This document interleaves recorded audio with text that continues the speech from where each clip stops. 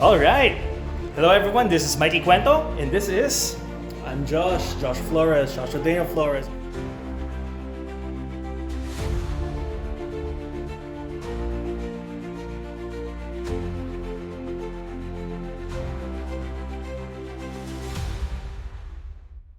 Today, we are card gamers. That's right, we are card gaming. TCG players. TCG players. Oh. And not our usual TCG fare. Not the usual games that we play. Like Josh plays Flesh and Blood. Flesh and Blood. I play Magic the Gathering EDH. But we're here to talk about Altered TCG. We're here right now at Neutral Ground Centris, the home of many QC players. Okay, so shout out to our peeps at QC and everyone else who makes the journey here to Centris via the MRTs. Okay, so Altered TCG, TCG. the hottest new card game. Just dropped like what, 2 months ago, 3 months ago, something like that. I think all over the world it was around 2 months ago via the Kickstarter fulfillment, and it went on retail around last month. Yeah. Okay, so I was one of those who backed the game as a Kickstarter, got a few boxes. I was really worried at first whether is someone going to adopt this game. And then imagine my surprise when Neutral Grounds itself made a page, and why am I invited here? Who made this page? Made by Neutral Grounds Philippines. So many thanks to Neutral Grounds Philippines for taking on this game. I'm really happy that the game has grown so much in the I'm last 3 surprised. weeks. Yeah, and like it attracts your typical TCG players, right? Yeah. But it's also attracting people who are not normally into TCGs. Yes, because if you didn't know, for the board gamers out there, and even many casual board gamers are familiar with this, but this is from the same people who brought to us Dix It, the board game. That cute picture game where you make stories and you have those rabbits to track your victory points. Equinox. That's them. Okay. Yeah. So let's quickly talk about Altered TCG. Yeah. How it plays. We're not gonna go deep into the rules. We'll probably put a link later down in the comments right there. How does the game play? Broad strokes. All right. So other TCGs you might be familiar with: Magic, Flesh and Blood. If you played the WoW card game back in the day, I don't know. You're always like, oh, I want to reduce my opponent's life to 0, and I want to make sure my life points never go down to 0, right? It's all about the violence. It's all about the punching and the kicking and the making sure you have resources so you can play this. But then your opponent's like, oh, you can't summon that, and you're like, yeah. Altered is different in the sense that you're not actually fighting each other. It's a bit more wholesome than that. Where in other games you're fighting each other to go down to 0, in Altered you're actually trying to reunite your hero and their cute little animal companion. It's a race, basically. It's a race. And it's a race against each other over several different types of terrain. Exactly. What are the 3 types of terrain that we run across here? So you have the plants or the forest. The forest, You have the mountains. And you have water. So it's a literal adventure, and the players here are called explorers. Yes. And the weekly events that we have here are called. Expeditions. We're not gonna go deep into the rules. How has your first 2 weeks of Altered TCG been? So, this is. I like this experience because it's a bit of a fresh air from other TCGs I've played. So, unlike like other TCGs, you're fighting. This one, you're just trying to reunite your 2 characters. It's wholesome. It's a lot more wholesome. The art is gorgeous. Right? It is. It's very whimsical. It's very. Because when you think TCG, you think like the tough-looking, scary-looking, buff characters. Here, it's all like cute little sprites, cute animals. Sometimes gigantic creatures, but they also have an element of cuteness to them. And all colors of hair. Oh gosh! And all colors of hair. We've got a redhead, a guy with blue hair, brunette. Whatever Lyra has. We got a person in drag. Yeah, person in drag, yeah. So you want your inclusivity? This game has someone for everybody. So, talk about your favorite faction. What faction do you play the most? Yes. So, Altered, we have 6 factions, no? We have Axiom, who are all the mechanologist people. We have Izmir, they are the spellcasters, cast spells and whatnot. We have the Bravos. Bravos are all about quick stuff, come in, leave, but leave a big impact. We have the Ordis. Ordis is all about creating small soldiers that fill up the board. And then we have Lyra. Lyra is all about gambling if you want to push your luck a bit more. And of course, we have my faction and my bias, the Muna faction. Muna is all about forests, plants, little woodland critters that turn into big woodland critters and stay on the field long. And so, yeah, that's my faction. I play Muna. Specifically, I play the hero Teja and their companion Nara. I think that's how you pronounce it. Nara. Teja and Nara. Nara. Okay. Yeah. As for myself, if he's with all the nature and forests, I'm an Axiom. Again, my hero is Trace, who are in a wheelchair. I'm all about putting the machines together, making combos that are fast and quick. So Josh was already touching a bit on the different archetypes that you'll encounter, and that's what's great about Altered TCG. Yeah. While it does change the way you play, it tries something new by making it into a race across the 3 different terrain types. The archetypes that you find in in old TCGs, there's control, there's aggro, aggressive, you have combo, you have ramp, which is basically you're getting more resources ahead of someone else, and you get your big dumb fat creatures. Well, they're not dumb, they're actually very smart. There's literally sentient plants. Okay, so there's not just in terms of aesthetics, not just in terms of what appeals to you in a visual way. You can do that. You can do that. If you just want to do like, hey, this character's pretty, let's play this character. Yeah, but if there's a style of play that sings to you, well, there are actually 3 different heroes in each of... which is actually my secondary faction. So, we're actually missing one of the precons. So there's supposed to be 6. I think we're missing Izmir. We're missing the casters. Yeah, so we're going to talk about entry points into this game. But first, you might be asking, wait, it's a board game, there are 3 different terrain types, so many archetypes. Is it hard to get into this game? Is it hard to learn this game? As someone who has already played a lot of TCGs, has played a lot of board games, and even war games, where something we call area control, what can you say about the on-ramp of this game? I'd say for Altered, very different experience, definitely. I feel like it's something that whether you're if you're a board gamer, this can be something it'll be easy for you to get into this because it doesn't deal with life points. It's very board gamey. I know we keep saying that it's very board gamey, but that's the best way for me to describe it talaga. Unlike other card games, you're fighting on life. This one, you're really focusing on outplaying your opponent as opposed to just beating them up. So it's sort of non-confrontational? Is it safe to say that? It's non-confrontational, but you're still trying to beat them but not beat them up. Right, and that's a big difference. Yeah. It feels different. It feels different, very. So when it comes to the vibe, we've been saying all the time, it's wholesome, it's colorful, it's non-vibe, it's whimsical. It's so whimsical. There are puns in the flavor text. Shout out to our friends at Whimsy Cafe. We'll probably bring this game. Yeah, probably. Probably. Yeah. It's a very, very whimsical game. There are puns.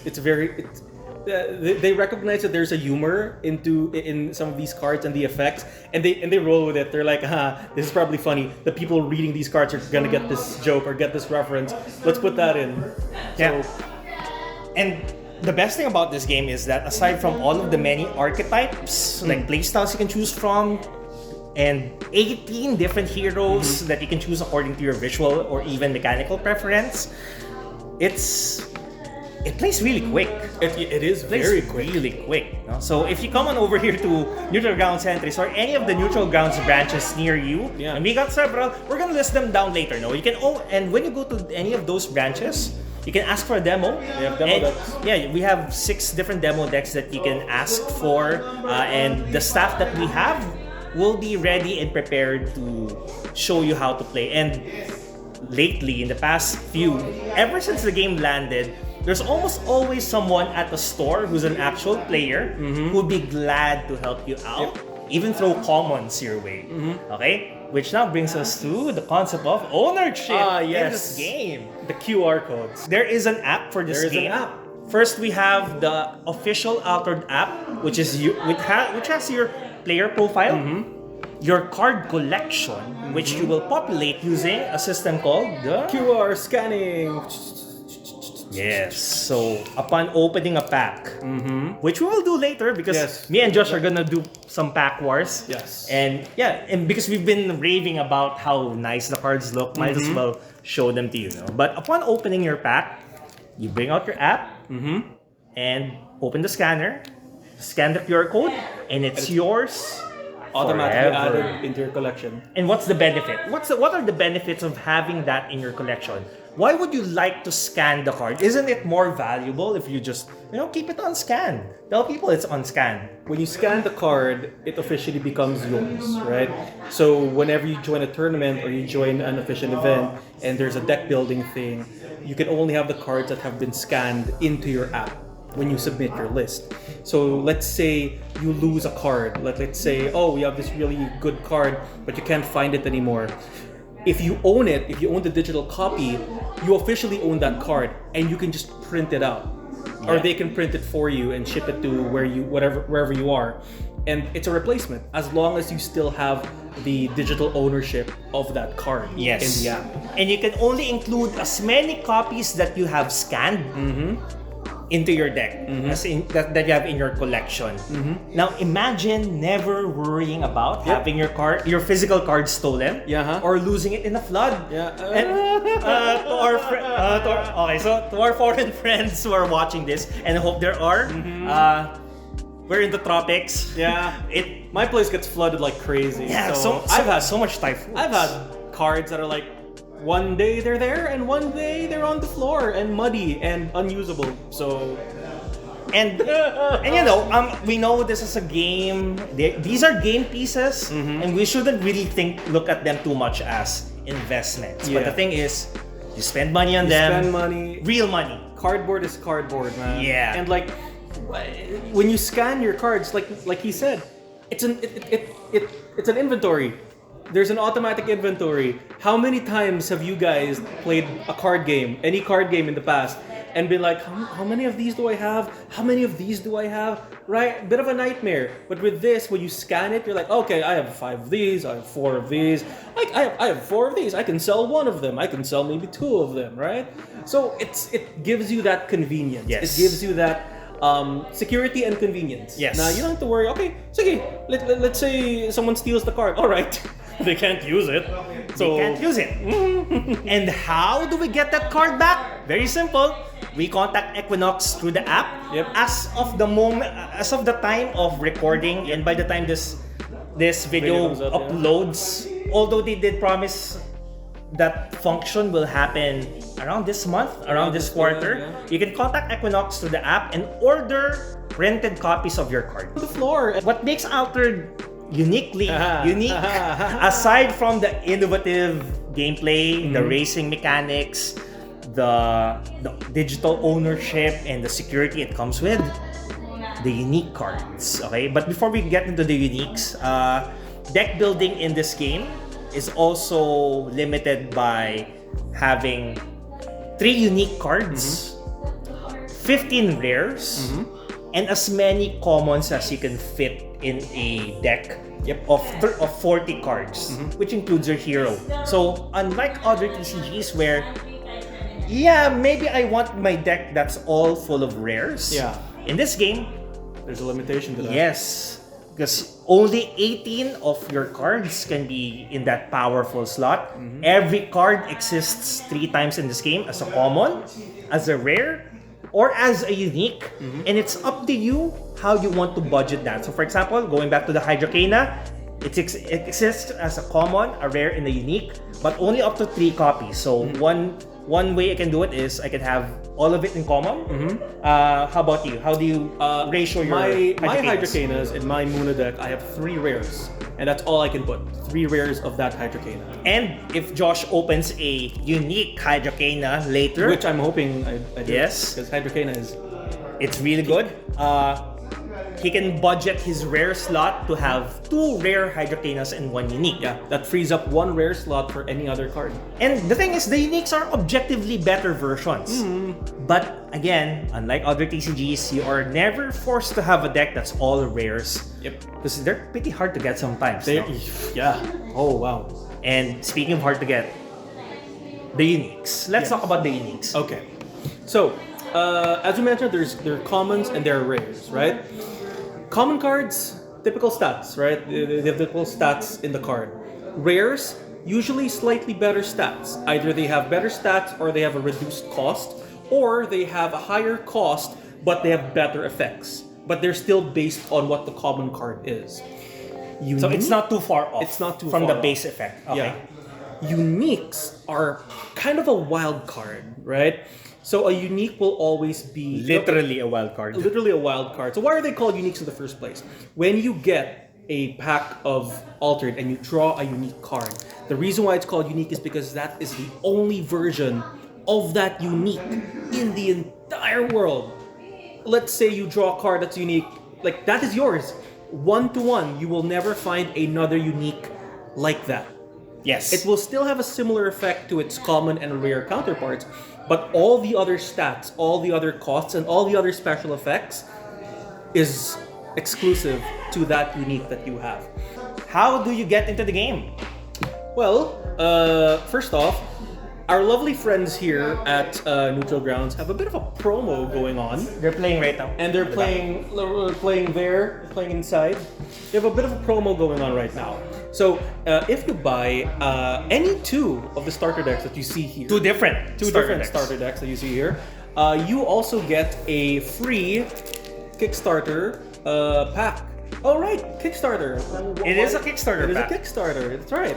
So buy 2, you get a Kickstarter pack, and you go on your journey in this wonderful world of reuniting friends with animals, because everyone wants to reunite. Everyone loves little critters, right? What were the 2 decks that you started with? I started with, of course, my bias. Hold on, let me take her out.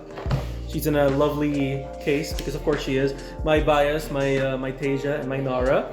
And the other deck I started with was, she's not here right now, Acacia for the Izmir.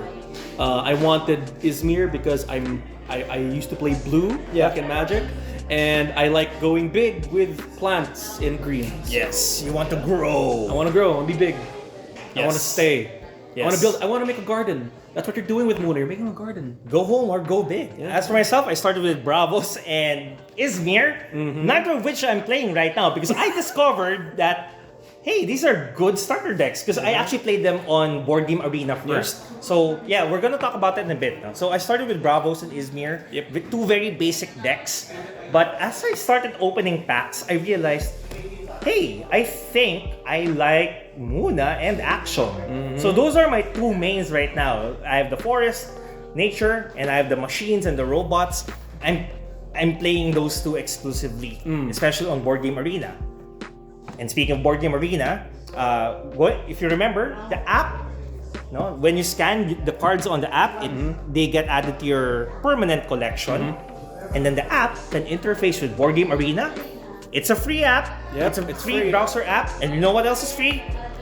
Altered TCG. Yeah, playing Altered Whoa. TCG. Because this is a game that seamlessly integrates your physical collection with your digital collection. Yep. Every card you've ever scanned and currently own in the app, Yep. It's on the site. yeah, it's on the site. You can your constructed decks because yes, you make your deck lists in your app. Very convenient. So you know exactly what you have, and you can have aspirational lists. Yep. But if you do own the cards, the rights to them, you can play them on Board Game Arena. Go up the ladder. Yeah. Rack up those ELOs. Get into the arena. show them who's who. Yeah. Like if you can't make it to your local game store, like let's say it's like here, Philippines, really bad rain, really bad flooding. You can't really make it anywhere. You can play it on Board Game Arena. Yeah. You can just scan your cards, play it online, tell your friend, hey, it's flooded right now. I can't really leave my house, so I'm online. I'll be like, you know what? I'm online too. Let's just play there. Yeah. And it's so convenient. And you know what? Contact your nearest neutral ground store or any store out there that currently carries these. I think more and more stores are beginning to adopt Altered. Call them, order your packs, scan them at home, and start playing at the comfort of your own bedroom. Yep. TCG. Because, okay, so maybe we've convinced you enough. Yes. We will end this video. Let's see if Altered Pack Wars. Let's see if Altered has something for me right now. Alright. So we're gonna open up these two booster packs. This is the Kickstarter edition of the regular Beyond the Gate set. You can also buy this. You can buy this and the regular non-Kickstarter version. The retail version. Yeah, the retail version. It's colored blue. Yeah, it's a blue. So yeah, let's see. Ah, gosh. It's an identical card pool except for the uniques. Yep. While the Kickstarter packs are still in stock, you might want to open a couple of those let's see what I get. because So there's a chance of the gold pack where every card is unique. Please don't tell me you got a. Oh man, if you got a gold right now, I will. Nope. Nope. Yeah. Okay. So the thing that's cool about the Kickstarter versions of the booster packs is that you're always guaranteed a foil hero. Like the heroes you get, the retail packs, they're non-foil, but the Kickstarter ones, they're always going to be foil. So And don't try to scan this. You can try, but you'll fail because by the time this goes up, yeah. so by that way you scanned it. Take a good look, person, inanimate object thing. Yeah. By the time this is up, this has already been in my inventory. So let's see, what hero did you get? You got Acacia and Taro. Acacia. That's the character we were talking about earlier. A really good place to start. Yes, a very good one to start. Sigismar too. I have my commons here. Okay. Not bad. Okay. And we get to my rares. And so the rares I have are... Who's your first rare? My first rare is a Foundry mechanic for Axiom. Not bad, not bad. Very much in demand. My first rare is Asmodeus in off-colors in Bravos. Okay. So we said off-color, but we're not going to go deep into that. Yeah. You'll find out more about it maybe in a later video. Yes. What is your second rare, sir? Mine is a Son of Yggdrasil in Muna. How about yours? Well, my second rare is a Shenlong for Bravos. Hey, the one with tough. The one with tough one, yes. Okay, so show everyone because this version of Shenlong is the art that you see here on, because he's basically the mascot for the Kickstarter edition. That's right. That art only exists in the Kickstarter edition. You'll never be able to get that art in the cheaper retail edition. So again, while stocks last, get those Kickstarter boosters while you can. Next. My third rare is a Spycraft for Lyra. Mine is also Lyra, Lyra Scald. Again, another in-demand staple. And what is your fourth rare? My fourth rare is another in-demand staple for Ordis because it's Banishing Gate, it's removal. Removal doesn't normally exist in this faction, so they have to borrow it from Izmir. My fourth rare is a Brass Bug Hive for Izmir. Normally, this is an Axiom card. It creates like tiny little scarab bugs that you can flood the board with. Robots. Okay. My next rare is an Ordis Spy. Again, so I keep saying, oh, this is a staple. This is a staple. Yeah. Actually, most cards that you open in Altered are technically staples because they have different archetypes. So when you hear us getting excited about something, don't worry about it. When you open your pack, you'll always find something that you need. How about you? Well, my last card is not a rare. It is in fact a token. It is a Brass Bug token, which is not really a staple, but you will always have it with your Axiom deck because it's what they normally summon anyway. Okay, and I also got the token. Sometimes also open what we call foilers. Yes, foilers. So the foilers, you always have a small chance of opening a foil card in any booster pack, but it's a very, very small chance, like 1%. Yep. 1% of packs that you open, but several of the boosters will have a foiler card. We weren't able to open one right now, but the foiler basically once you scan it and spend it, you can use it on any of the non-foil cards that are in your collection, and foil it out. Yep, I actually did that earlier. Earlier this morning, I foiled all of my Muna common cards and some of my rares. So if you look through my app, if you look through my profile, all of my Muna stuff are all foiled. And they're gonna be shiny once they ship it to you. Yeah, once the function to open the market and order everything in foil, you can have a blinged out deck. Yeah.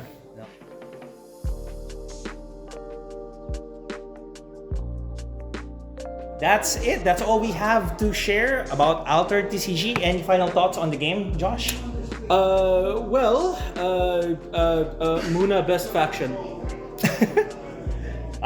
Robots are good. And follow us on our socials, Josh. Yes, follow me. I am the co-founder and admin of a little group called Pilipintados. We paint miniatures. We do miniature painting workshops.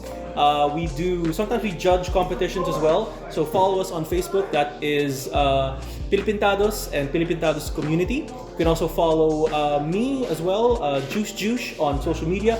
I'm a voice actor, I'm a director, and I'm a scriptwriter as well. So yeah, he's my first teacher in painting miniatures. Oh yeah, actually that's right. Yeah. And years ago. Myself on the Tabletop Traveler. You can find me on Facebook and also on the YouTube channel, which you are watching right now. It's here. Okay. So again, thank you for sharing this time with us, and we hope to see you on the next expedition. Peace.